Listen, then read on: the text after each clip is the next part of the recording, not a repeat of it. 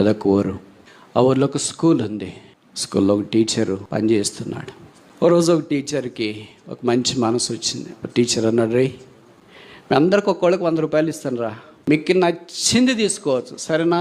ఎవరు పిల్లలకి గంతలు వేసినారు. మొదట అడిగాడు, ఏం తీసుకుంటావు? Chocolate sir. నువ్వేం తీసుకుంటావు? పెన్ను. నువ్వేం తీసుకుంటావు? బట్టలు. నువ్వేం చెప్పులు. అలాగ ఒకళ్ళు చెప్పారు. సరే టీచర్ 100 రూపాయల నోట్లు కొత్త తెచ్చినాడు. 100 మంది అంటే 100 మందికి పనిచేసినాడు.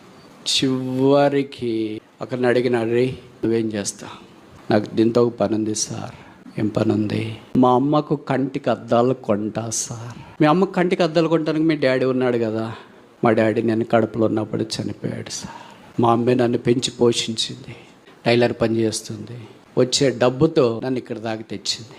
ఆ మిషను సూది దారం చూసి చూపు కోల్పోయింది సార్. మా అమ్మకు కంటి అద్దాలు తెచ్చిస్తా. అద్దాలతో ఇంకెక్కువ బట్టలు బాగా కుడితే దాని ద్వారా డబ్బులు ఎక్కువ వస్తే నేను చదువుకొని ఇంకా గొప్ప